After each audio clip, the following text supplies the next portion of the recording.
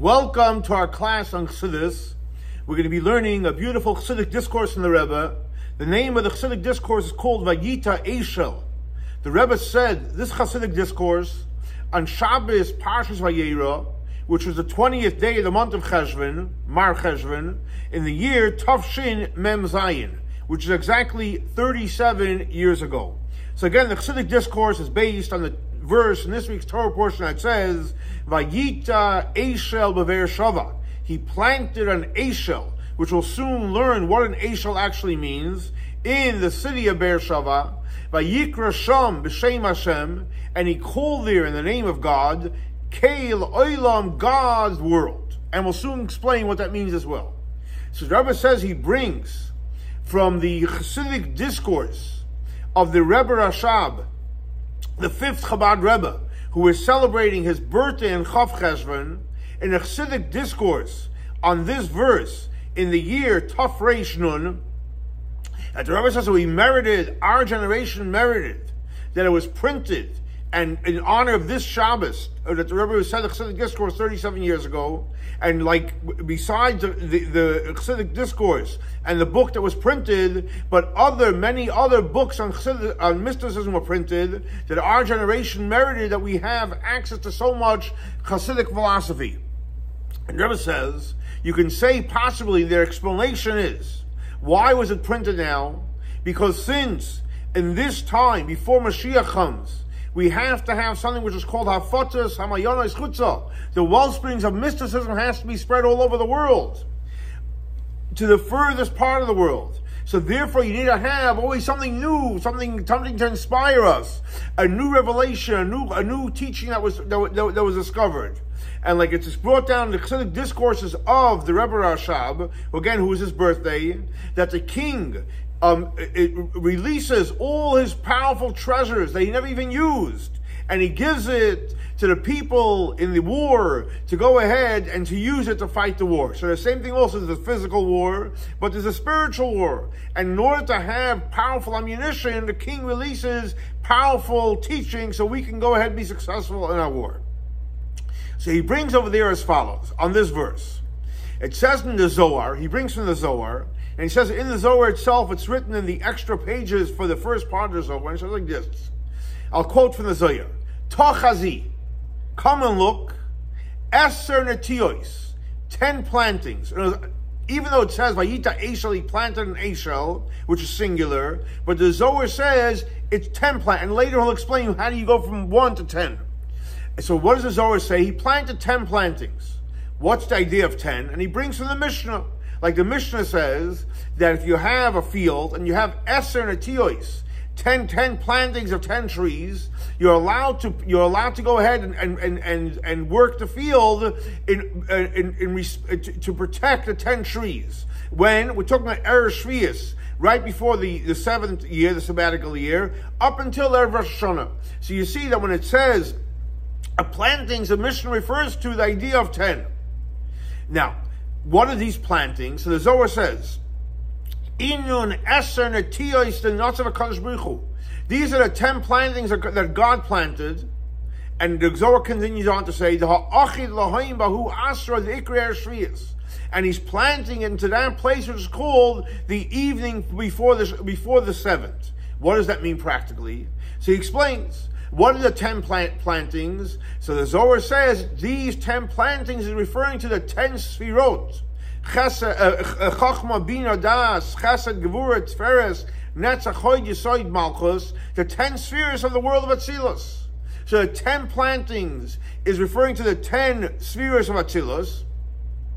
And the second part where the Zohar says that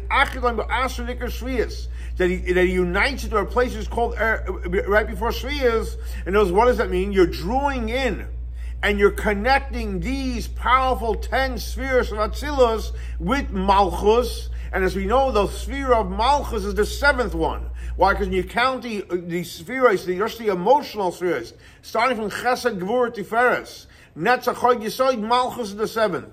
So the idea is to unite the total 10 spheres, the 10 plantings, with Malchus, with the last sphere. And he explains over there at length in that Chassidic discourse that the 7th year, which is called the Shemitah, the year is just like Shabbat. The 7th year is connected to the same idea as Shabbat. And like it's brought down the Medrash, the Medrash says, and the Rebbe Rashab brings it in his Chassidic discourse, and he said over there that Kol HaShvin Chavivim. Anytime there's 7 is a very special number. In other words, in years it's a special number, it's Shana Shemitah. In days it's a special number. We know Shabbat is a special number. So therefore, just like every week Shabbat is connected to which sphere? The sphere of Malchus. You know, Sunday is Chesed, Monday is Gur, but Shabbos is Malchus. So the same thing also when it comes to years, that the 7th year is also connected to Malchus. However, so even though the 7th day of the week Shabbat and the 7th year, the Shemitah year, is they're both connected to Malchus, but there is a difference. What's the difference? On Shabbat, what happens is there's an elevation of all the worlds get elevated. And therefore, because all the worlds get elevated, so there's an elevation. So therefore, we don't do any work on Shabbat. However, we don't do any work on Shabbat. However, when it comes to the 7th year, the only work that we don't do is working the earth.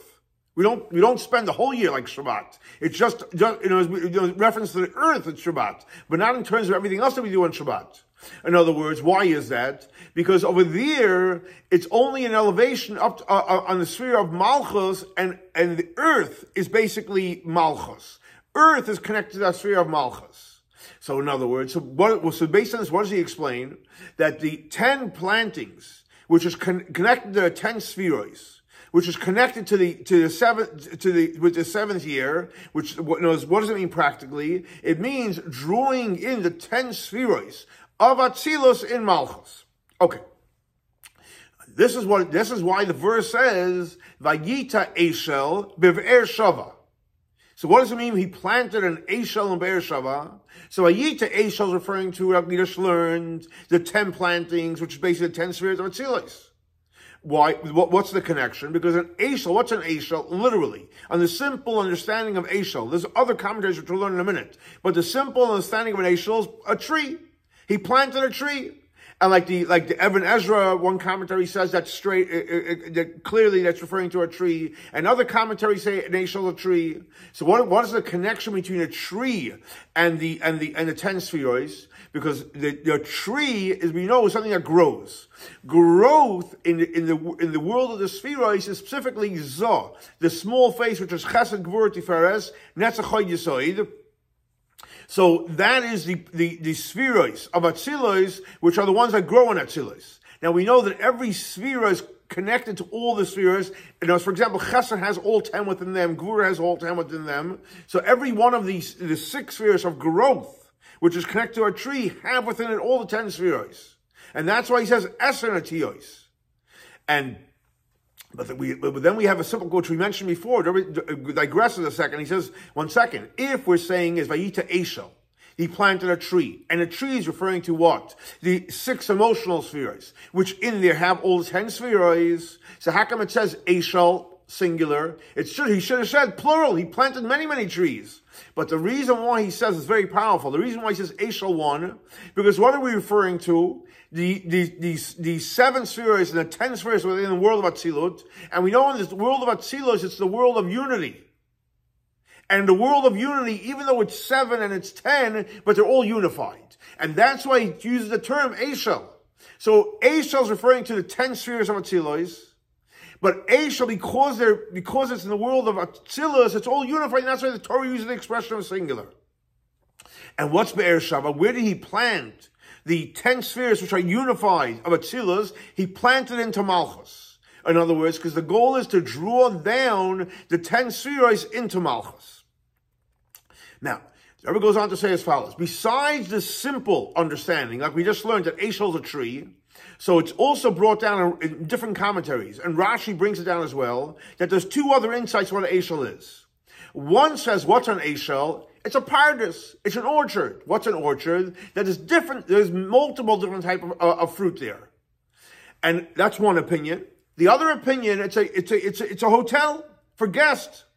And in the hotel that you have guests, yeah, you're sure you have a lot of fruit. You treat the guests well. So again, so one insight is, like we learned before, the simple insight's a tree. Now, two more insights that Rashi brings. One is that what? It's fruit. And the second insight that it's a hotel that has fruit in there as well. Now, according to the first insight in Rashi that he says, what's an Eishel? It's an orchard. So in the Chassidic commentaries, they also explain it's also the 10 different plantings, which is connected to the idea of the 10 Sefirot Atzilis.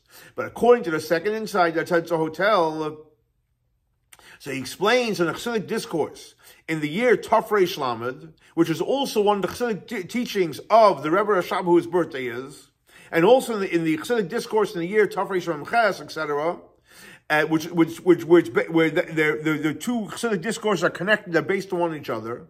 And he explains over there something very powerful, and he says like this: Eishel is made up of 3 letters, Aleph, Shin, Lamed. So Eishel has what we call a Rosh Tevos, which means if you take every one of these 3 letters, they spell out a word. So Aleph stands for Achila, the Aleph stands for eating, the Shin stands for Shtia, for drinking, and the Lamed stands for Levia, to escort someone. When someone comes to your house, we know according to Jewish law, the biggest mitzvah of inviting someone to your house is when they leave, you walk them out, you escort them out. In other words, so you see this in Eishel, which is, in other words, what did he plant? He planted a place for people to eat, a place for people to drink, and then he escorted them out. He gave them, he greeted them when they left. So it goes into 2 categories. There's eating and drinking, which we know when you eat and you drink, that's something you internalize. You ate something, you drank it, you internalize it. And then there's escorting someone. So it's not something they internalize, but it gives them a good feeling. In the world of Kabbalah, it's called makif. It surrounds the person. It gives them like a spiritual, emotional blanket when they leave. In other words, even though you're going outside, but you escort them. In other words, it gives them a makif experience.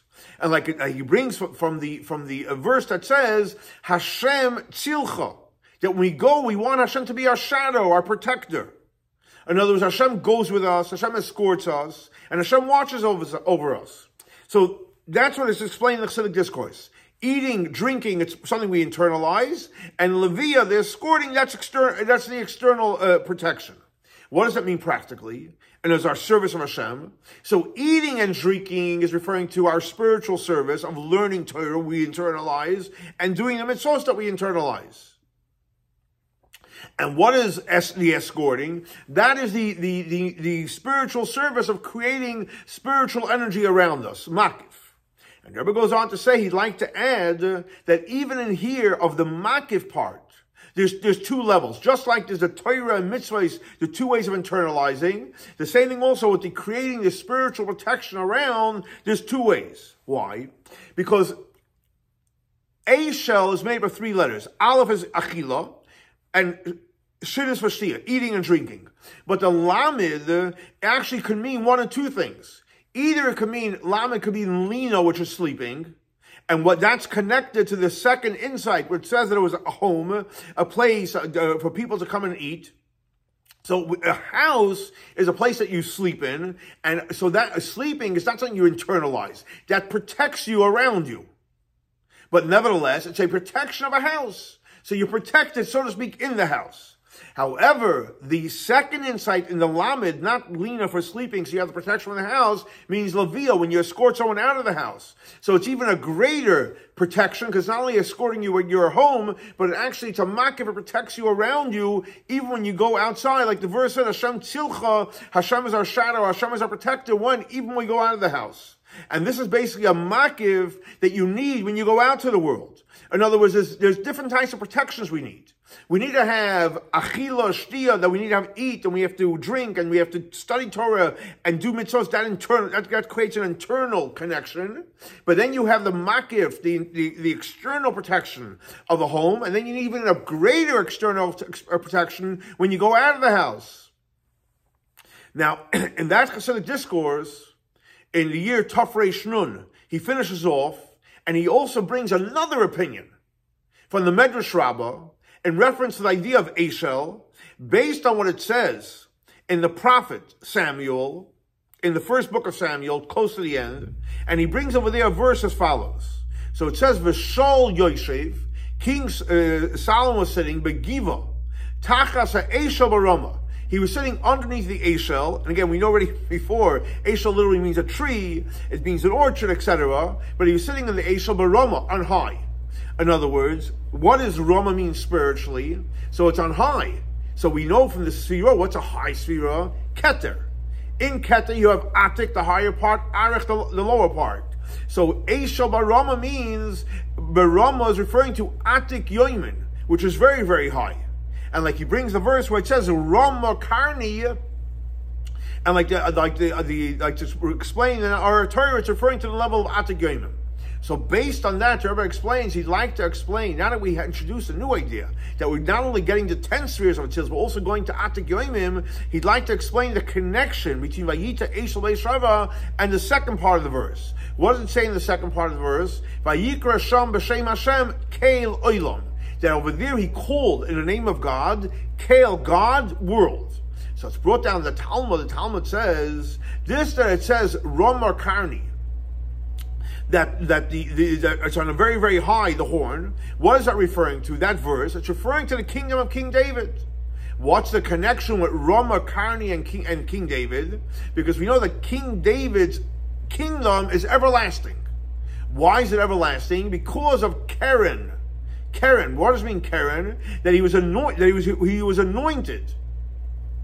He was anointed. And because he was anointed, that's why it's going to last forever. So you see that Roma Karni is connected to a very high level, Atik Yoimim, and it's also a connected idea of something which lasts forever. And that's why it says, Vayikra Sham, he called over there, B'Shem Hashem, in the name of God, Kael, God of the world, God world. And like it's explained in that Hasidic discourse of Tafrei Shlamed, that besides the fact that God is the king of the world, literally, and besides the fact that it doesn't say Kael, God of the world. Because if it said God of the world is God, and there's the world, and there's the God of the world. It doesn't say that. It says Kael Olam, means God world. What does that mean, God world? That God and world is all one. It's not like God is the God of the world. No, the world and God is all one. God and world is the same thing. It's not a disconnect. Up to the point of Ein Oid, there's nothing in this world other than God. Or Ein Oid Milvande, other than God, there is nothing that exists. So based on that, he explains that you can say, this that it says, Kael Olam, God of the world, that the God and the world is all one. It's something which is not something that for a short-lived time, but it's actually everlasting. And that's connected to the idea of the kingdom of King David, which lasts forever. So in other words, he explains, just like we say that the Eshel is referring to the high level of Atik Yoimin, which is connected to King David that lasts forever. The same thing also, Kael Olam, the fact that God and the world is one, that is an everlasting bond. Based on this, he recaps and he says, that's why the verse says, Vayita Eshel b'Be'er, he planted an Eshel in Beersheba, and Vayikra Sham, and he called over to B'Shem Hashem, in the name of God, Kael Olam, the God of the world. In other words, when we do our spiritual work of learning Torah, and doing mitzvot, and makifim, doing all the creating the good and godly great energy, we will come very, very soon to the completion, the ultimate of doing mitzvahs. Like it says that it's going to be k'mitzvahs v'tzaynecha. We're not going to do the mitzvah because of this reason, but that reason, but we're going to do it because that's the Ratzon Hashem. And what will happen then is when we'll do our spiritual work, what will happen is ve'kitzu v'ranu sheichna yafer. All those that have passed on will wake up, and including them will be the person that was celebrating his Yom Haledes, the Rebbe Rashab, and also the leader of our generation, the previous Rebbe, and all the righteous people, and especially the Avot, Abraham, Isaac, and Jacob. And we know we call the Avot three, Abraham, Isaac, and Jacob, and we're all going to come b'geula ha'mitis v'hashlema, with the redemption, the true redemption, complete redemption. And it's going to happen b'meheira v'yameinu mamash, very, very soon, very, very quickly, through David, the anointed Messiah. So here you have another beautiful, powerful Chassidic discourse, explains the whole idea of Eishel, all different insights into Eishel, but the Chassidic insight of Eishel, which is referring to the 10 levels of Atzilut and even higher, and the goal is to bring it down into Malchus. We do that by learning Torah, by doing mitzvahs, and creating godly energy in this world. Like the Rebbe finishes off and says, as we do our avodah will merit for the ultimate revelation of Mashiach Tzidkenu, and God willing, our next class will be in Yerushalayim Ir HaKodesh. Have a great and blessed week. Shavua Tov.